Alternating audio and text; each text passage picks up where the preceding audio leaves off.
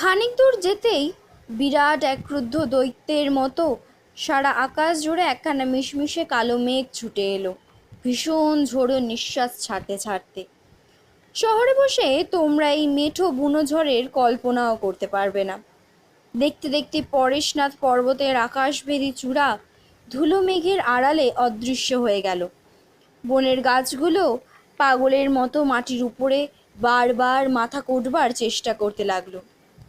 আর যেন কার বিপুল ফুটকারে সারা পৃথিবীর আলো কাঁপতে কাঁপতে নিভে গেল।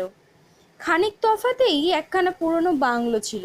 আমরা তাড়াতাড়ি তার ভিতরে গিয়ে আশ্রয় নিলাম। ঝড়ের পর এলো বৃষ্টি, সন্ধ্যার অন্ধকারকে সঙ্গে করে। বুঝলাম আজ আর বাসায় ফেরা হবে না, কারণ এখান থেকে আমার বাসা অন্তত 5 মাইল তফাতে। আবার মাঝে নদী আছে, সেই পাহাড়ের নদী বৃষ্টিধারায় পুষ্ট হয়ে এতক্ষণে দ্বিগুণ হয়ে উঠেছে নিশ্চয়ই।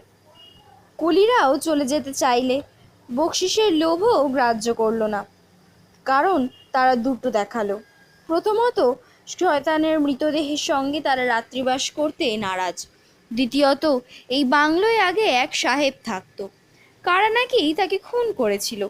সেই থেকেই এই বাংলোয় কোনো মানুষ বাস করতে পারে না। সেই বৃষ্টিতেই কুলিরা বাংলো ছেড়ে পালালো। শিকারী মানুষ সব রকম বিপদের জন্যই প্রস্তুত থাকতে হয় সর্বদা। সঙ্গে লণ্ঠন এনেছিলাম, তাই জ্বালালাম।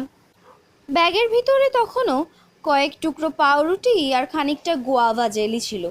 তার দ্বারাই আমার হরিশের আর টাইগারের নৈশ আহার শেষ করতে হবে। উপায় কি? আমরা যে খোলা মাঠে নেই, এখন এইটুকুই পরম সান্ত্বনার কথা। মাঝের হলঘরে আমরা আশ্রয় নিয়েছিলাম। ঘরখানা প্রকাণ্ড, দেয়ালে দেয়ালে উইদের রাজত্ব, সমস্ত জানলা দরজাই ভাঙা, মেঝেতে পুরো ধুলোর প্রলেপ, তার উপরে নানা জীবজন্তুর পায়ের দাগ, বাঘের, ভাল্লুকের, শিয়াল, কুকুরের।